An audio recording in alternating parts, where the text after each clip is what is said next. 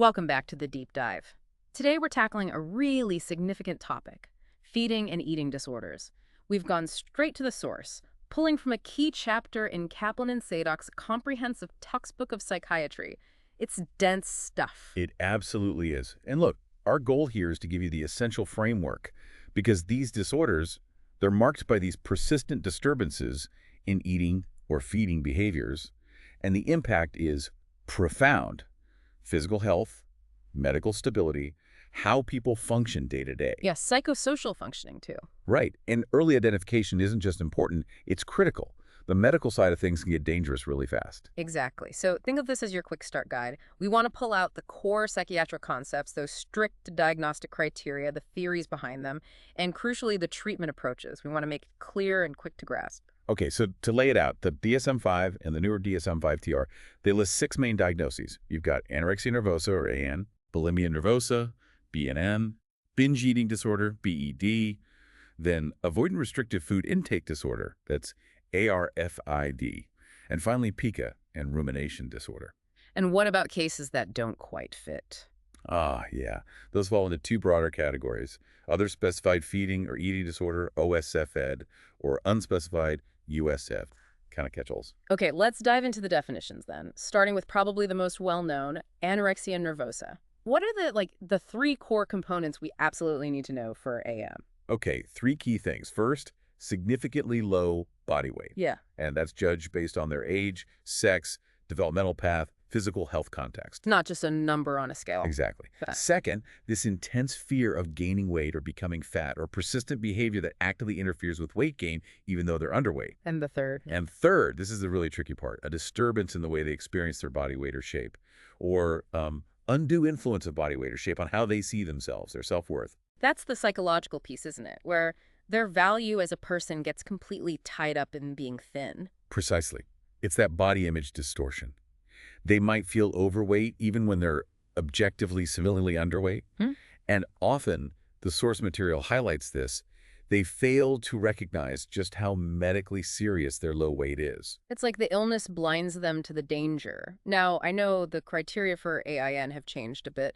Didn't they used to require amenorrhea, the loss of periods? They did, yeah. That was a significant change in DSM-5. They removed it. Why was that? Well, basically, research found that women who met all the other criteria for AN but still menstruated, they didn't really differ in the course of their illness or their prognosis compared to those who did lose their periods. Oh. Plus, removing it obviously helps with diagnosing men or prepubertal girls or women on hormonal contraceptives. They also took out that specific mention of 85% of ideal body weight Oh, right. Why? to stop clinicians from using it as this rigid, arbitrary cutoff. Weight needs context. Makes sense. Okay, so if that profound low weight is the hallmark of AN, what happens if you have the binging and purging cycle, but without being severely underweight? That leads us to bulimia nervosa, right? Exactly. Bulimia nervosa, or BN, is characterized by that cycle. Yep. Recurrent episodes of binge eating, Okay. followed by recurrent inappropriate compensatory behaviors to prevent weight gain. Think self-induced vomiting, misusing laxatives or diuretics, excessive exercise, fasting. And the key difference from AN is their weight. Yes. People with BN typically maintain a body weight that's at or above the minimum normal level. Okay, let's nail down that term binge eating. The DSM-5-TR is pretty specific, isn't it? It needs 2 things. Yes, 2 crucial components have to be there. First, eating in a discrete period of time, an amount of food that is definitely larger than what most people would eat in a similar period under similar circumstances. So, an objectively large amount. Objectively large. Got it. And second? And second, a sense of lack of control over eating during the episode. Feeling like you just can't stop eating or control what or how much you're eating. That loss of control piece seems critical. But wait, you said objectively large. So someone could feel totally out of control, but if the amount wasn't technically large enough, they might not meet the DSM-5 criteria. You've put your finger right on a point of ongoing discussion and, frankly, controversy in the field. We can circle back to that. But sticking with DSM for now. Okay. If you take that definition of binge eating, the large amount, plus the loss of control, but you remove the compensatory behaviors like purging or excessive exercise, then you arrive at binge eating disorder, BED. Right, the third of the big 3. Correct. People with BED have those recurrent binge eating episodes, but they don't regularly use those inappropriate compensatory behaviors afterwards. And like BN, their weight is typically normal, or more often they're in the overweight or obese range. And how often do these behaviors need to happen for BN or BED diagnosis? For both BN and BED, the criteria specify that the binge eating, and for BN, the compensatory behaviors too, occur, on average, at least once a week for 3 months. That frequency threshold was actually lowered in DSM-5. Oh, it used to be higher. Yeah, it was twice a week. But research showed that people binging once a week weren't clinically that different. Interesting. Okay, so let's shift gears slightly. What about eating disturbances where the motivation isn't about body shape or weight? That brings us to ARFID, right? Exactly. Avoidant restrictive food intake disorder, ARFID. This is characterized by an eating or feeding disturbance, like apparent lack of interest in food, avoidance based on sensory characteristics, or concern about aversive consequences of eating, Like choking. like fear of choking or vomiting, yes. And this disturbance leads to a persistent failure to meet appropriate nutritional or energy needs. So you see significant weight loss, nutritional deficiency, dependence on supplements, or marked interference with psychosocial functioning. But the crucial distinction from AN or BN is? The reason for the restriction. Yeah. It is not driven by any distress about body shape or weight. That's the key differentiator. It could be extreme, picky eating based on texture, a past traumatic event involving food, or just a profound lack of interest. Got it. And briefly, the other two, pica and rumination disorder. Right. Pica is the persistent eating of non-nutritive, non-food substances, things like paper or soil, chalk, paint, over a period of at least 1 month. And it has to be inappropriate to the developmental level and not part of a culturally supported practice. Okay. And rumination disorder involves repeated regurgitation of food over at least a month. The food might be re-chewed, re-swallowed, or spat out. Importantly, it can't be diagnosed if the symptoms occur exclusively during the course of AN, BN, BED, or ARFID. Makes sense. Now let's get into the why. What actually causes these disorders? The book talks about a confluence model. Yes, the confluence model is a really helpful way to think about it. It suggests that it's not one single thing, but rather a coming together of factors. You have predisposing traits, maybe genetic vulnerabilities, certain personality factors, then something precipitating happens, like starting a diet, puberty stress, a life transition. That triggers the onset. And then maintaining factors keep the illness going, like the physiological effects of starvation itself, or the binge-purge cycle becoming entrenched. Let's look at AN specifically. We know genetics play a role, you mentioned, up to 11 times higher risk if a first-degree relative has it. What about the psychological profile? For AN, the textbook points to a cluster of traits often seen before the illness starts. High levels of perfectionism, often high self-discipline, significant harm avoidance. Harm avoidance, meaning? Like being very cautious, inhibited, worried about negative consequences, and critically, a high degree of cognitive inflexibility. A real rigidity in thinking, difficulty shifting sets, or seeing alternative perspectives. That sounds like it would make recovery incredibly hard. It does. And it ties into this neurobiological idea called the habit hypothesis. Okay, tell me about that. The idea is that initially restricting food might be a conscious, goal-directed behavior, the goal being weight loss. But over time, through repetition, it shifts from being controlled by the prefrontal cortex, goal-directed areas, to becoming more automatic, habitual, driven by the dorsal striatum. It becomes less of a choice and more of an ingrained, almost reflexive pattern. Wow, like the brain wires itself into the disorder. How does the profile for bulimia nervosa compare? Is it different from AN? Oh, quite different in some key ways. While AN is often associated with that rigidity and control, BN tends to be linked more with high impulsivity and novelty seeking. Impulsivity, okay. Yeah. And biologically, there's some evidence mentioned for things like delayed gastric emptying, maybe in a large stomach capacity, and potentially reduced response to CCK, that's a hormone that signals fullness or satiety. These could contribute to the tendency to binge. And then the cycle just keeps itself going. Exactly. The restriction leads to intense urges to binge. The binge leads to guilt and distress, which triggers the purge or other compensatory behaviors, followed by renewed commitment to restrict. And round it goes. It sounds utterly exhausting. Okay, let's talk numbers. Epidemiology. Which of these is actually the most common? I was a bit surprised. Yeah, counterintuitively maybe, binge eating disorder, BED, is the most prevalent eating disorder overall. Lifetime prevalence is estimated around 1 to 3% in women and maybe 0.5 to 1% in men. It's also the one with the least disparity between genders. More common than anorexia or bulimia? Yes, anorexia nervosa has a lifetime prevalence of around 1.4% in women and 0.2% in men. But worryingly, The incidence, the rate of new cases seems to be increasing, particularly in that high-risk group of 15 to 19-year-old females. That's concerning. And ARFID, any demographic notes there? Interestingly, ARFID might actually be more common in males than females, which is different from AN, BN, and BED, where females are predominantly affected. Okay, let's loop back to diagnosis for a minute and that controversy about defining a binge. You mentioned DSM versus ICD. Right, so DSM-5-TR insists on the binge being objectively large, plus the feeling of loss of control. But the ICD-11, which is used more internationally, has actually removed the requirement for the amount of food to be objectively large. They focus primarily on the subjective experience of loss of control over eating. So, under ICD-11, someone eating a normal amount of food but feeling completely out of control could still meet criteria for a binge episode. Potentially, yes, if the loss of control is the prominent feature. It reflects this ongoing debate. Is it the quantity or the feeling of being unable to stop that really defines the psychopathology? Clinicians often use probing questions like the one suggested in Table 22-2 in the textbook, asking things like, was the amount unusually large for you? How long did it last? Did you feel you couldn't stop once you started? That couldn't stop part really captures the essence. Okay, and to really highlight the difference between AN and ARFID, can you walk us through that case example of Kay, the 11-year-old? Sure.